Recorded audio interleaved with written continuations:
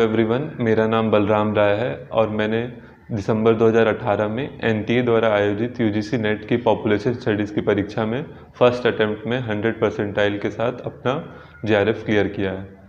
आज मैं डीकेटी के माध्यम से आप सभी के साथ इस परीक्षा की कुछ इम्पॉर्टेंट स्ट्रेटजी शेयर करना चाहता हूँ। उससे पहले मैं अपने बारे में कुछ बता दूँ। मैंने अपनी स्कूलिंग जवाहर नवोदय विद्यालय बस्तर छत्तीसगढ़ से पूरी की। उसके बाद मैंने अपना ग्रेजुएशन स्टैटिस्टिक्स में पौंडीचेरी यूनिवर्सिटी से कंप्लीट किया है। उसके बाद मैंने अपना MSc biostats and demography international institute for population sciences Mumbai से कंप्लीट किया है और अभी मैं इंटीग्रेटेड एमफिल पीएचडी में अध्ययनरत हूँ।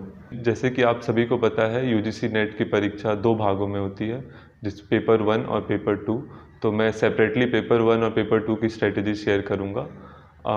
पेपर 1 में कुल 50 सवाल होते हैं और जो कि जनरल सभी के लिए कॉमन होता है। टीचिंग एप्टीट्यूड, रिसर्च एप्टीट्यूड और रीजनिंग के सवाल होते हैं।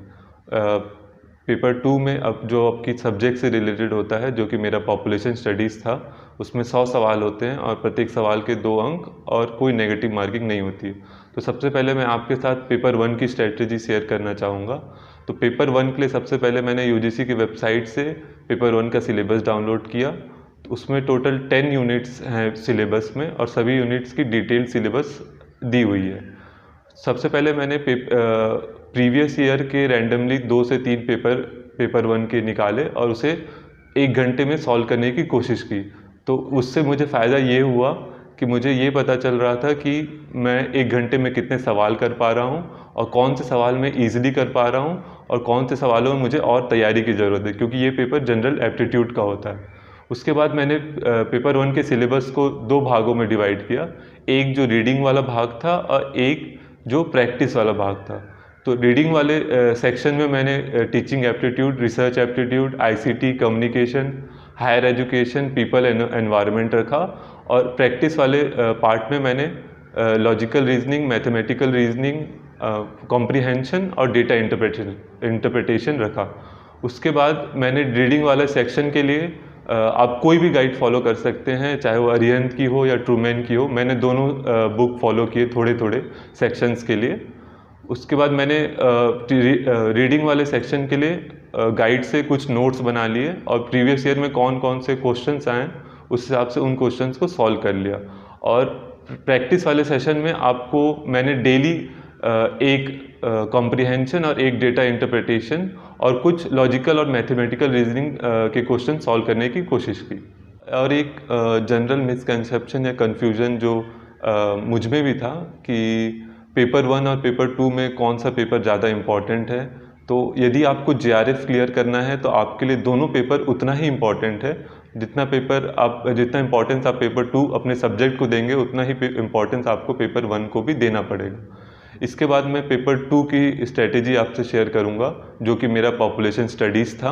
और पेपर 2 में कुल 100 सवाल होते हैं और प्रत्येक सवाल के 2 अंक होते हैं। तो पॉपुलेशन स्टडीज़ के लिए आप सबसे पहले यूजीसी की वेबसाइट से पॉपुलेशन स्टडीज़ का कंप्लीट सिलेबस डाउनलोड कर लें और उस कंप्लीट सिलेबस में टोटल 10 यूनिट्स हैं और उन 10 यूनिट्स के टोटल सब सेक्शन भी डिटेल्ड दी हुई है। तो जब आप सिलेबस देखेंगे तो सिलेबस काफ़ी एग्जॉस्टिव होता है पॉपुलेशन स्टडीज़ का और 100 क्वेश्चन सफिशिएंट भी नहीं है इस पूरे सिलेबस को कंप्लीट करने के लिए। पेपर 2 का सिलेबस देखेंगे तो काफ़ी एग्जॉस्टिव होता है और 100 क्वेश्चन सफिशिएंट भी नहीं होते हैं उस पूरे सिलेबस को कंप्लीट करने के लिए। तो सबसे पहले मैंने सिलेबस को समझने के लिए प्रीवियस ईयर के रिसेंट कुछ पेपर्स डाउनलोड किए और उन्हें एक सिरे से लगाने की कोशिश की, ताकि मुझे ये पता चले कि किस तरह के सवाल इस सिलेबस से आते हैं और मुझे किस तरह की तैयारी आगे करनी है। तो फिर उसके बाद मैंने सिलेबस को बेसिकली 4 भागों में डिवाइड किया। पहला भाग था बेसिक कॉन्सेप्ट्स एंड मेजर्स का, दूसरा डेटा का, तीसरा पॉलिसीज एंड प्रोग्राम्स का और चौथा प्रीवियस ईयर क्वेश्चन पेपर का। तो बेसिक कॉन्सेप्ट्स और मेजर्स पढ़ने के लिए मैंने डेमोग्राफिक टेक्निक्स की एक मैनुअल आती है श्रीनिवासन के द्वारा, वो मैंने फॉलो किया। और आशा भेंडे की पॉपुलेशन स्टडीज़ की बुक है, वो मैंने फॉलो किया, आप वो फॉलो कर सकते हैं। तो बेसिक कॉन्सेप्ट्स और मेजर्स में आपके जितने भी डायमेंशन है डेमोग्राफी के, फर्टिलिटी, मोर्टेलिटी, माइग्रेशन, नप्टैलिटी मॉर्बिडिटी, उसके सारे इंडिकेटर्स क्या क्या होते हैं, मेजर्स क्या क्या होते हैं और उन्हें कैसे कैलकुलेट किया जाता है। तो एक बेसिक चीज़ जो मैं शेयर करना चाहूँगा, जो मैंने अपनी स्ट्रैटेजी में लाने की कोशिश की, कि जब आप इन मेजर्स या फिर इंडिकेटर्स को पढ़ रहे हैं तो आप इन्हें रटने की कोशिश ना करें, आप इन्हें समझ के याद करने की कोशिश करें, क्योंकि काफ़ी सारे इंडिकेटर्स होते हैं और आपको सारे इंडिकेटर्स याद रखने हैं। तो बेसिकली इन इंडिकेटर्स के न्यूमरेटर क्या हैं, डिनोमिनेटर क्या हैं और कैसे ये कैलकुलेट होता है, तो वो सारे बेसिक कॉन्सेप्ट आपको याद रहने चाहिए। और बेसिक मॉडल्स जो होते हैं फर्टिलिटी से रिलेटेड या मोर्टेलिटी से रिलेटेड या माइग्रेशन से रिलेटेड, वो आपको सारे इन किताबों में मिल जाएंगी। उसके बाद दूसरा सेक्शन आता है डेटा का, जो कि काफ़ी इम्पॉर्टेंट होता है पॉपुलेशन स्टडीज़ के पेपर में। तो डेटा बेसिकली 3-4 मेजर सेक्शन से आते हैं डेटा। पहला होता है सेंसस, दूसरा NFHS, तीसरा SRS और चौथा अभी जो रिसेंटली सवाल आने लगे हैं वो CRS से, सिविल रजिस्ट्रेशन सिस्टम से। तो पहला सेंसस के लिए आप सेंसस की वेबसाइट फॉलो कर सकते हैं, उसमें डिटेल्ड जानकारी होती है सेंसस के डेटा के बारे में। और तो सेंसस से बेसिकली आपको जो बेसिक चीज़ें होती है, literacy rate, sex ratio, density of the population, growth rate of the population, ये आपको पढ़नी है। और टोटल सारी स्टेट्स की जो रैंकिंग है इन इंडिकेटर्स के बेस पे, वो आपको याद करनी है। तो यदि आप सारे स्टेट्स नहीं भी याद करते हैं तो आप टॉप 5 और बॉटम 5 याद कर सकते हैं, जो मैंने स्ट्रेटेजी यूज़ की थी इन इंडिकेटर्स को याद करने के लिए। और दूसरा सेक्शन आता है NFHS का। तो NFHS की आप इंडिया की डिटेल्ड रिपोर्ट IAPS की वेबसाइट से डाउनलोड कर सकते हैं और उसमें भी आपको सारे इंडिकेटर्स की 3 चीज़ें याद रखनी पड़ेंगी। पहली चीज़ ये है कि ये इंडिकेटर्स कैसे कैलकुलेट होते हैं और इन इंडिकेटर्स का पूरे इंडिया में क्या प्रिविलेंस है और इसके टॉप स्टेट्स और बॉटम के स्टेट्स कौन कौन से हैं। उसके बाद आता है SRS का सेक्शन। SRS की जो लेटेस्ट रिपोर्ट होगी, जो लेटेस्ट रिपोर्ट सेंसस की वेबसाइट पे आती है, वो आपको डाउनलोड करना है। और इसमें से आपको 3 चीज़ें पढ़नी है। जो पहला चीज़ है बर्थ रेट, दूसरा डेथ रेट और तीसरा IMR। और जनरली जो इस बार के लेटेस्ट पेपर में TFR पूछा था SRS से, तो आप उसको भी डिटेल में पढ़ सकते हैं। तो इन बर्थ रेट, डेथ रेट और IMR के टोटल इंडिया में क्या प्रेवलेंस है और टॉप परफॉर्मिंग स्टेट्स कौन से हैं और लोएस्ट परफॉर्मिंग स्टेट कौन से हैं। तो आपको सारे स्टेट की रैंकिंग याद नहीं रखनी है। यदि आपसे सारे स्टेट्स की रैंकिंग याद नहीं होती है, आप SRS में टॉप 3 और बॉटम 3 भी याद रख सकते हैं। और चौथा पार्ट जो डेटा का होता है वो बेसिक इंडाइसेस वाला होता है, जो कि आपको सारे रिपोर्ट से मिलेगा। तो बेसिक इंडाइसेस के अंदर HDI आ गया, जेंडर डेवलपमेंट इंडेक्स आ गया, हंगर इंडेक्स आ गया, पॉवर्टी इंडेक्स आ गया। तो ये सारे इंडेक्स बेसिकली कैसे कैलकुलेट होते हैं, कौन कौन से कंपोनेंट हैं जिसके बेस पे कैलकुलेट होते हैं, कौन कौन से पैरामीटर हैं जिस पे ये डिसाइड होते हैं, और टोटल वर्ल्ड में क्या सिचुएशन है, और हाईएस्ट कौन सा कंट्री है और लोएस्ट कौन सा कंट्री है इन इंडाइसेस के बेस पे, और इंडिया का क्या रैंक है। ये 3 चीज़ें आपको इन इंडाइसेस में याद रखनी है। पेपर 2 का जो तीसरा सेक्शन होता है वो प्रोग्राम्स एंड पॉलिसीज़ का होता है, जो कि काफ़ी इंपॉर्टेंट सेक्शन है क्योंकि इसमें करंट अफेयर के भी सवाल आते हैं।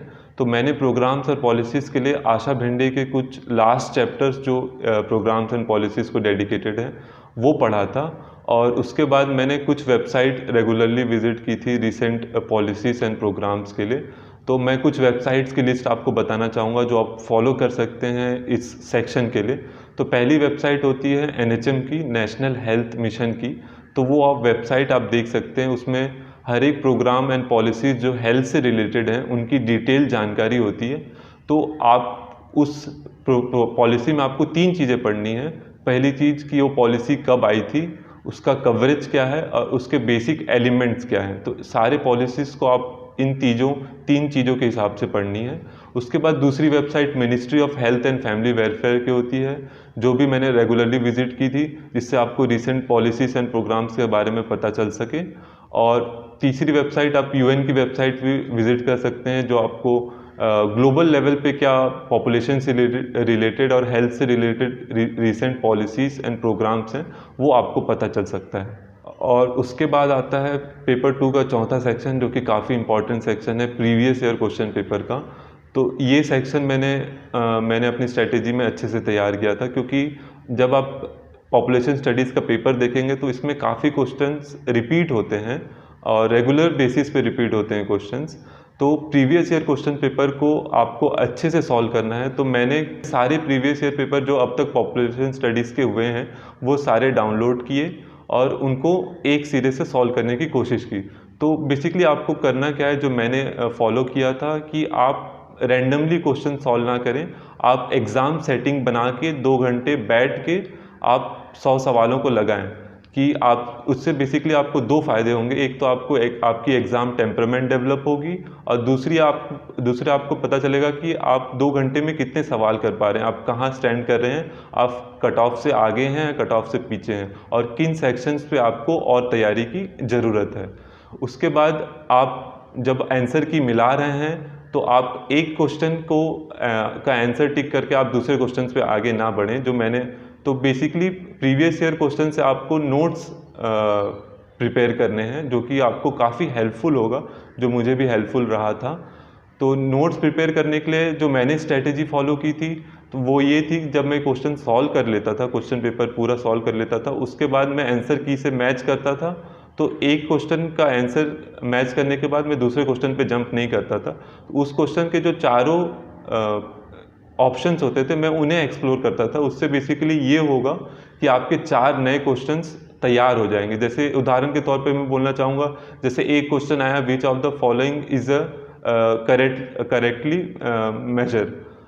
तो उसमें 4 ऑप्शन थे, TFR, IMR, MMR और GFR।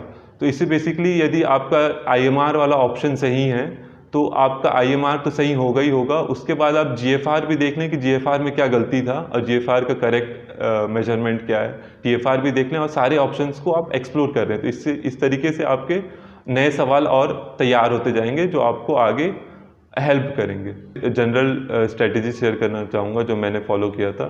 तो आप नोट्स अच्छे से प्रिपेयर करें, specially previous year question paper के। उसके बाद आप डेटा के रिवीजन के लिए आप फॉलो कर सकते हैं जो आपने नोट्स प्रिपेयर किए हैं डेटा के। तो डेटा बेसिकली आपको लास्ट के लिए नहीं रखना है, आपको डेली बेसिस पे डेटा याद करना है, क्योंकि पॉपुलेशन स्टडीज़ का पेपर डेफिनेटली आपकी मेमोरी टेस्ट करता है, लेकिन आपको उसके लिए सारी चीज़ें रटने की ज़रूरत नहीं है।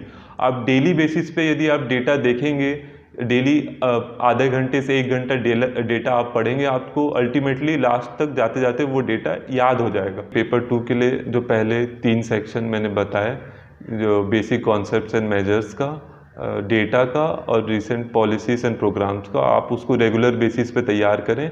और चौथा सेक्शन प्रीवियस क्वेश्चन ईयर्स के जो पेपर्स हैं उसको आप ज़रूर सॉल्व करें, क्योंकि ये बहुत इंपॉर्टेंट रोल प्ले करता है पॉपुलेशन स्टडीज़ के परीक्षा में। उसके बाद में अंत में दिल्ली नॉलेज ट्रैक को धन्यवाद देना चाहूँगा, जिसके माध्यम से मैंने अपनी UGC नेट परीक्षा की स्ट्रेटेजी शेयर की, क्योंकि जब मैं तैयारी कर रहा था तो ज़्यादा रिसोर्सेस या वीडियोस अवेलेबल नहीं थे जो कि पॉपुलेशन स्टडीज़ के लिए मुझे गाइड कर सकें। तो मैं धन्यवाद करना चाहूँगा दिल्ली नॉलेज ट्रैक का।